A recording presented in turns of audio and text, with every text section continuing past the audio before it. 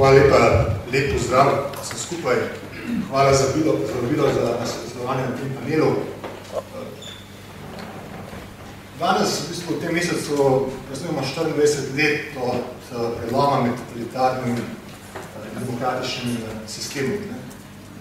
Mene malce žalosti, da po 24 letih še vedno razpravljamo o temah, ki morda v nekih zrelih evropskih demokratičnih družbah bi bile štete kot obsoletno. V državi, ki ni Evropska Slovenija, temveč je neka nenormalna država, 24 let po demokratizaciji in prelomu s totalitarnim režimom še vedno razpravljamo o teh temah.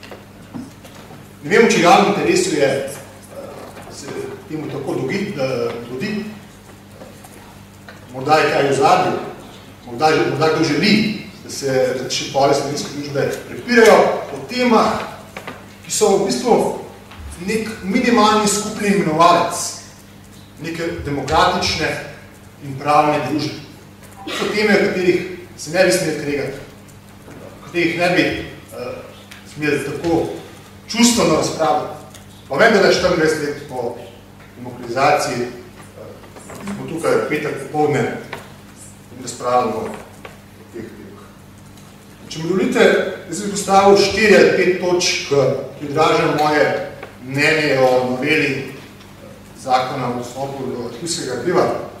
Sem dolžen spoštovanjem direktorja arhiva Celgarja, imam pač nekoliko drugačno mnenje.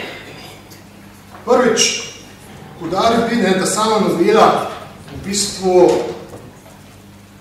ne priznava, da je Republika Slovenija nekakšna druga država, kakovostna, boljša država kot država, s katere smo išli 25.6. leta 1991.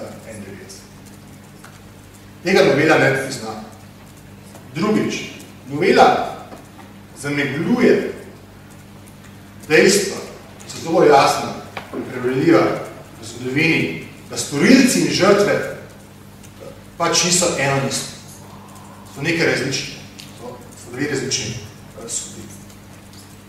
Seveda je razumljivo, da vsaka oblast, bodi si totalitarna ali demokratična, želi zakriti podatke o tem, kako so njihovi najvišji nosilci državnih funkcij kršili človekove pravice. To je nekaj običajnega. Vsaka oblast želi zakriti podatke, če je sodelovala pri najhujših kršitvah človekovih pravic. To lahko razumemo tudi zdravo kmečko pamet.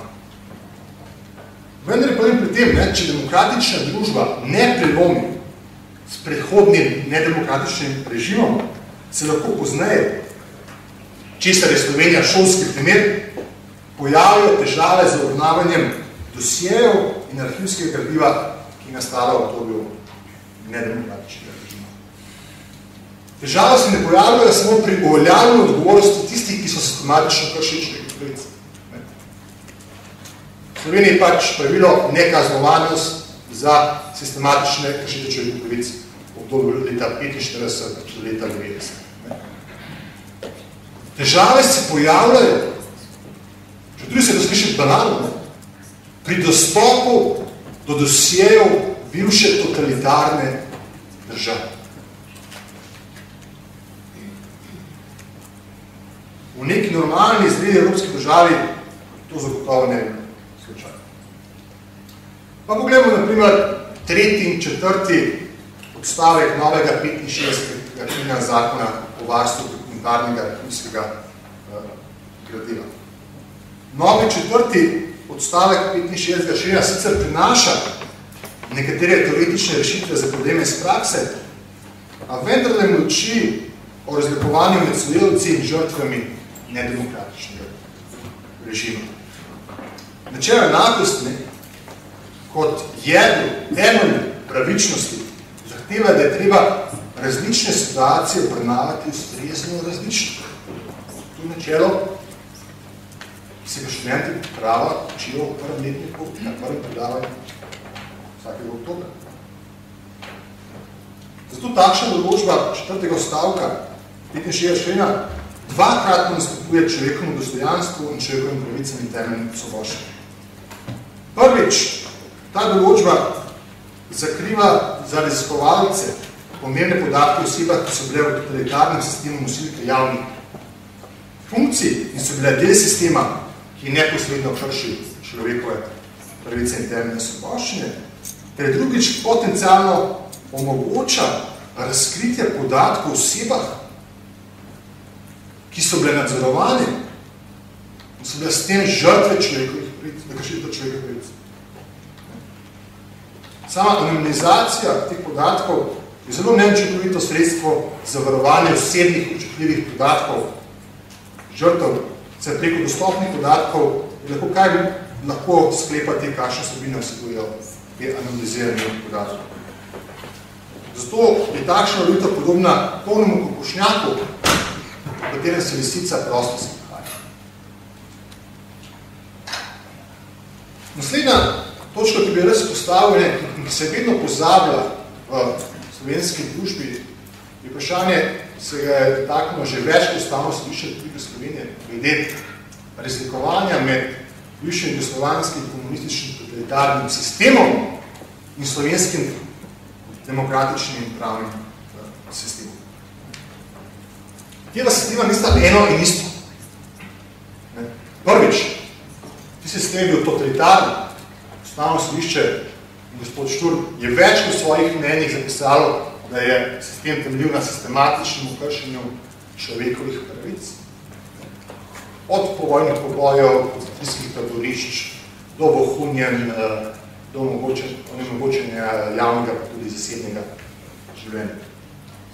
In drugič, to je bila neka druga država. To ni bila Republika Slovenija. To je bila Socialistična federativna republika Jugoslavija. Ta država nima nič z Republiko Slovenijo.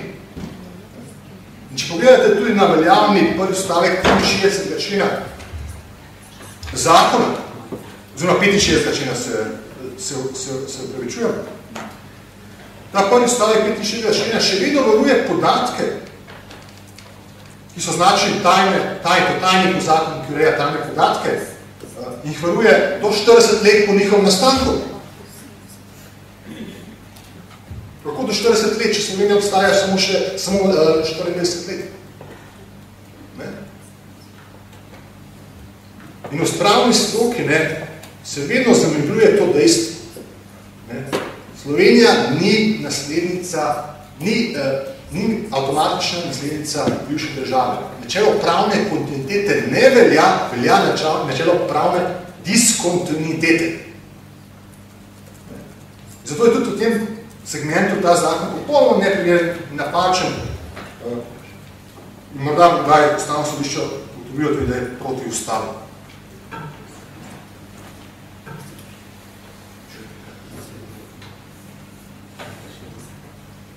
Zato je takšno sprejemo zakona potrebno z vso odločnostjo zavrniti, ker je tako zelo nepravično, kot tudi nasprotuje človekovemu dostojanstvu po temeljni vrednoti slovenskega ustavnega reda.